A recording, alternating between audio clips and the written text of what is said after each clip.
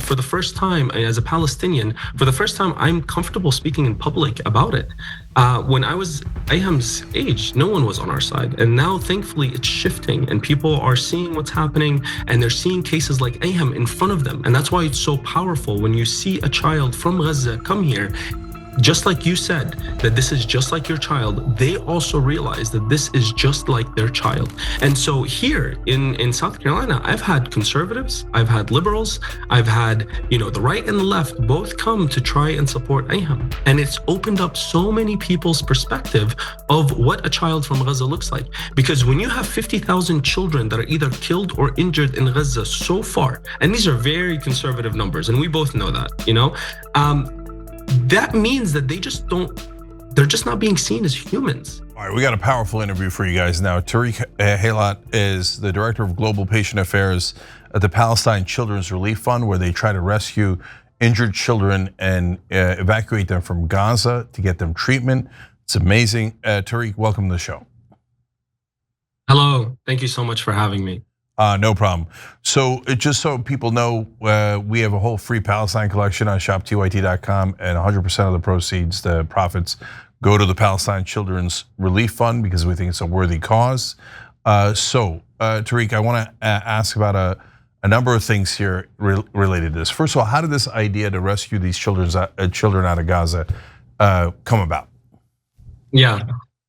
First of all, before I even begin, I just want to, I was watching a little bit before and seeing some of the people in the chat thanking you guys for all the work that you're doing. And I want to echo that ourselves, because you guys have been doing an amazing job covering the stories of the Palestinians and the Palestinian children. And we appreciate that endlessly, because as we all know, it's very hard to get this coverage.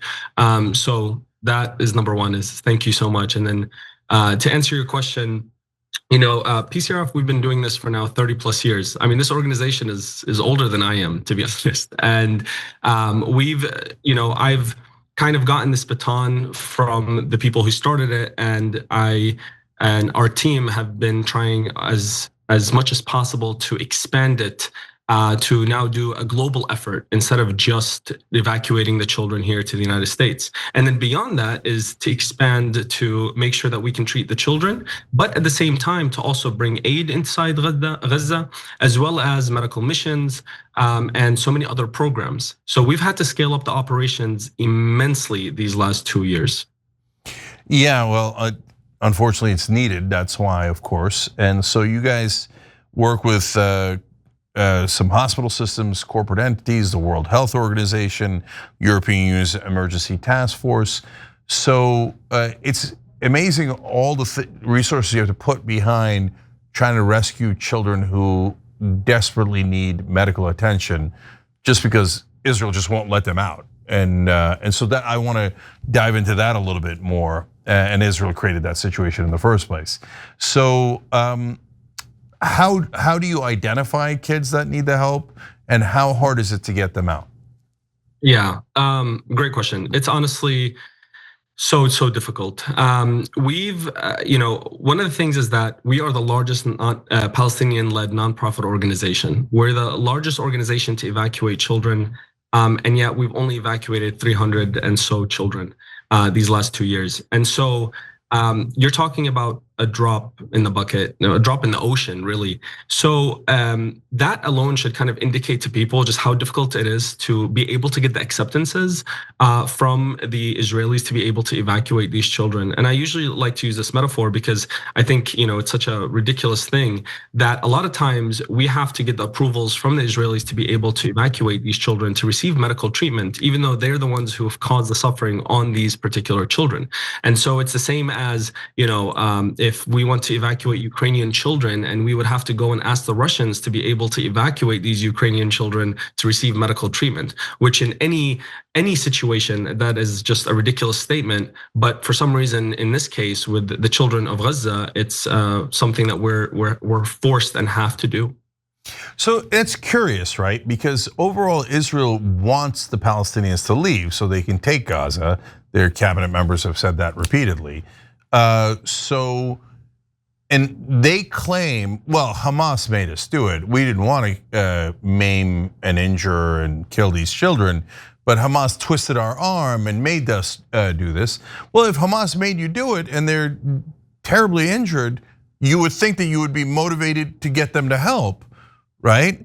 So why are they keeping them in Gaza and making them suffer more and making it difficult to get it out? It doesn't seem to compute. Yeah, and I can't really speak on their thought process or what it is that, what is their motivation behind things. I can only speak on the fact that as a nonprofit organization, our main goal is to help and evacuate these children in whatever capacity that we can, and whatever it is that we have to do to be able to get these acceptances, to be able to pull these children out. I will say that originally it used to be much more difficult to evacuate these children, and recently, even though certain borders are crossed, the acceptance from the Israeli side is actually becoming easier. And so our job then becomes, how do we make sure that we're evacuating these children to receive the medical treatment without displacing our people? Because yes, we want to evacuate children to receive medical treatment, but we also don't want to displace these Palestinians and not be able to return in the future, because then we are, feeding into displacing our own people. And so, we have to navigate this very thin line all the time, and it's a very difficult task to do. And so that's why if we had our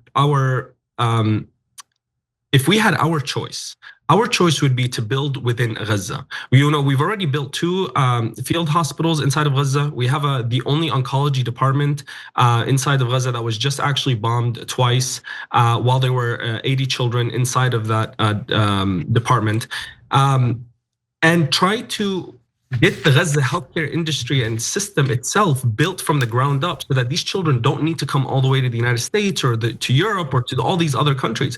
Because here's one thing about Gaza people and the children: they all want to go back to Gaza. They don't come here and they say, "Oh, I just want to stay." No, they actually want to go back. And if these borders were open and it was possible for them to live inside of Gaza, they would all go back after that treatment.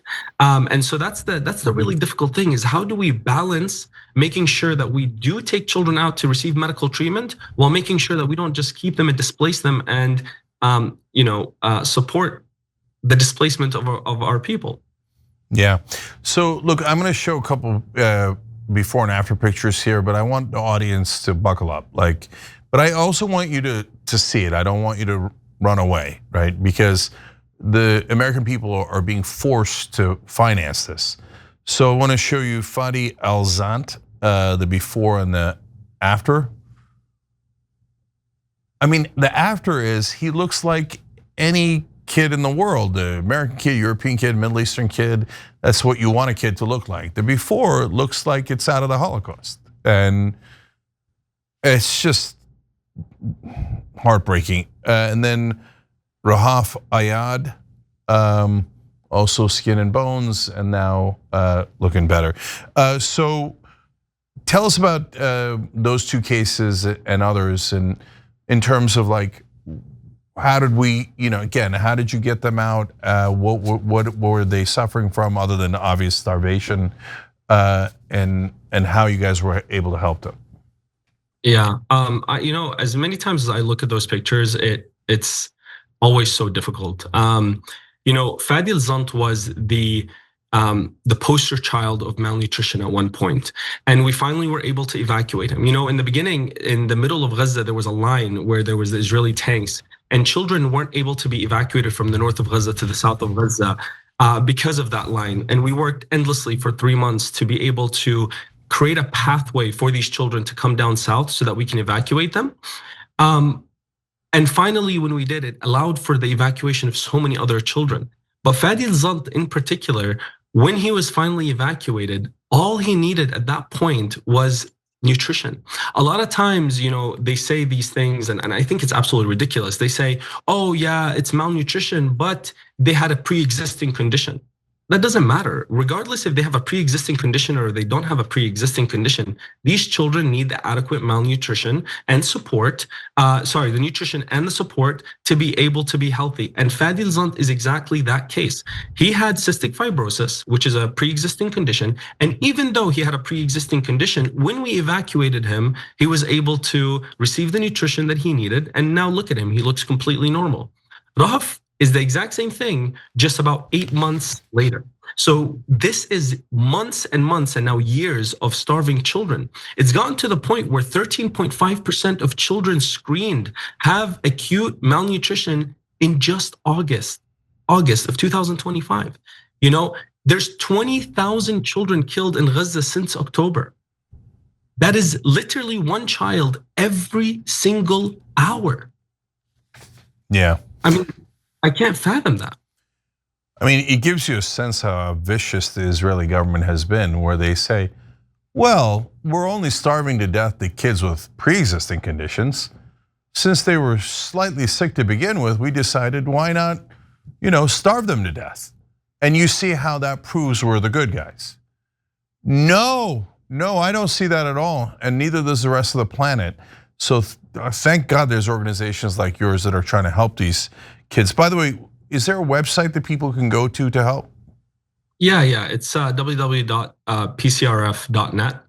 And you can go on there and you can support in whatever capacity that you can. It doesn't necessarily need to be just donations. It could be that you could volunteer. These children, when they come to the United States, they need a social support network. And so a lot of times, what I think is so powerful is that we as a nonprofit organization cannot go too much into politics, right? So we have to advocate in our own capacity. One of the big projects that the chairwoman of this organization implemented was to globalize our medical evacuation program.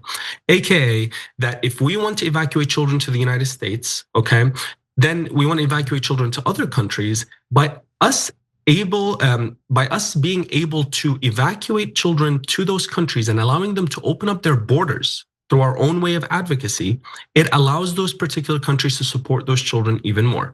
For example, the UK, for 17 months, we were advocating with an organization called Project Pure Hope in order to open up their borders to allow them to treat children, for us to evacuate children there. For 17 months, they said no. And then finally, they allowed us to evacuate 2 children. Once those 2 children were then evacuated, they've now decided to evacuate 30 more children on their own behalf. So we paid for the first 2 children. Now the UK wants to do the 30 individuals by themselves. The same goes for Australia. We just evacuated the first child there. The same thing goes for Canada. We evacuated the first 2 children there. Same thing in South Africa. What we try to do is we're trying to advocate in our own capacity by evacuating these children to these particular countries so that they can open up and do more.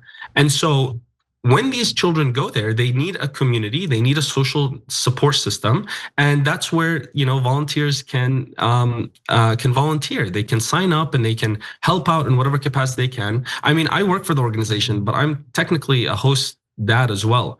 I have a child here. His name is Aham, who's receiving medical treatment in the hospital that I actually work at, and he's actually he's here and he wants to say hi. So I'm gonna have him come say hi real quick.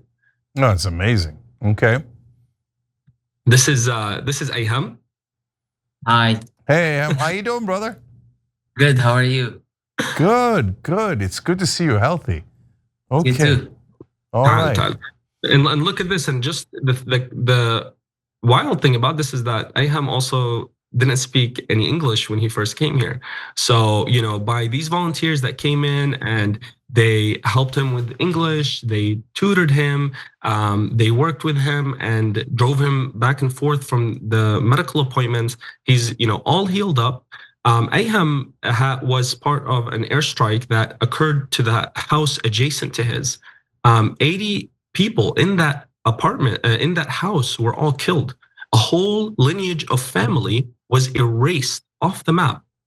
And the shards from that building went into the shards of his family's house, and his knee got injured. And then we were able to evacuate him. He came here and they removed a glass shard this big out of his knee. No child should go through that. Yeah, no, look, honestly, Aham, I don't mean to insult you, but you look a little bit like me when I was growing up. And so I hope that people can look at these images and see him. Right, he's a Palestinian kid. He's a real person, a real child. Needed emergency help. These good folks helped him. Now he's staying there. I picture your own kids, right? This is what's happening in Gaza, and so, what do you think of America so far? What do you think of America? شو رأيك بأمريكا؟ احكي شيء كويس. كويس. احكي بالعربي الترجم. No, عادي بالإنجليزي. He's gonna try with it in English. Okay. America, it's good. It's try to help anyone. It's like try to help anyone is need help. كيف في المدرسة؟ احكي بالعربي الترجم. Yeah, that's fine. I can translate. ترجمة ايش؟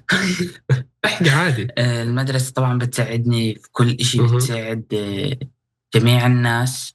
طبعا أساتذة أمريكان بيسألوا دائما عن فلسطين، عن كل الناس، بيحبوا يعرفوا.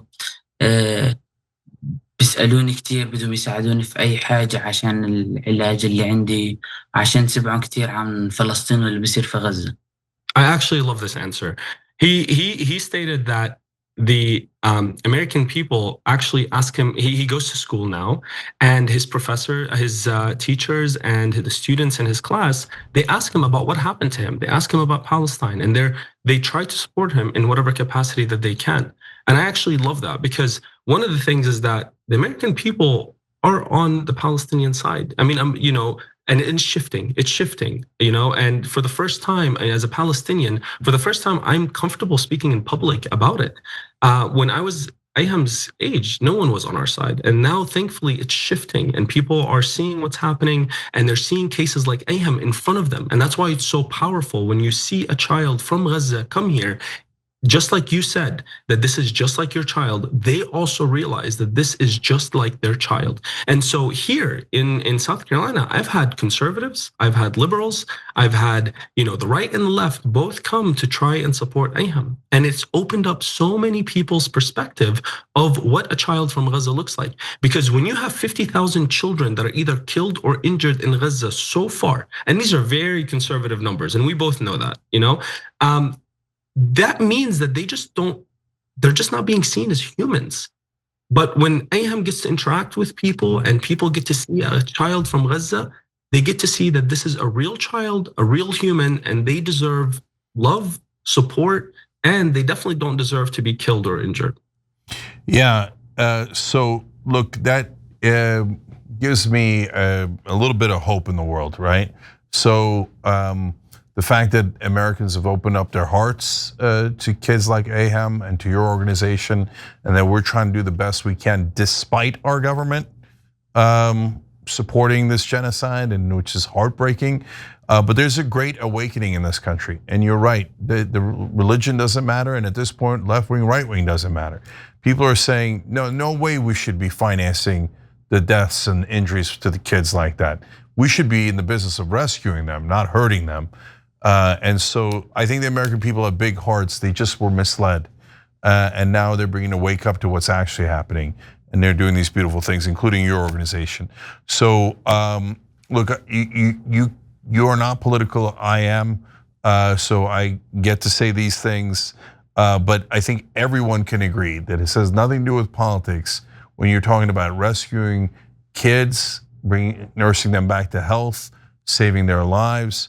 So I'll say it on your behalf, if you can, help the Palestine Children's Relief Fund. And by the way, the Free Palestine collection we have on shop.tyt.com, it has things like America Loves Palestine, right? And the reason we say that is because we want the Palestinians and we want the rest of the world to know that the American people are not anywhere as vicious as our politicians. Our politicians don't represent us, okay?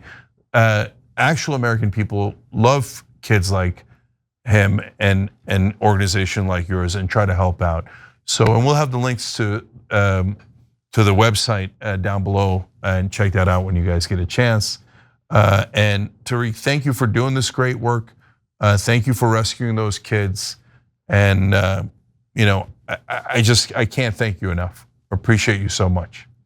Thank you so much for having us and for speaking truth to power. And I want to last thank the team that's on the ground, because they are really the true heroes. Every single day, they're fighting to make sure they distribute aid. They have been distributing aid every single day for the last 2 years, nonstop.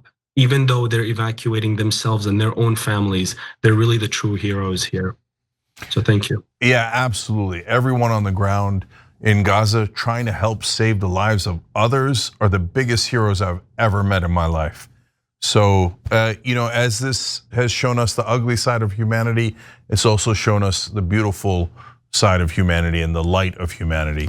So I hope we can take that away from this tragedy. Tariq, thank you so much for joining us. We appreciate it. We appreciate you.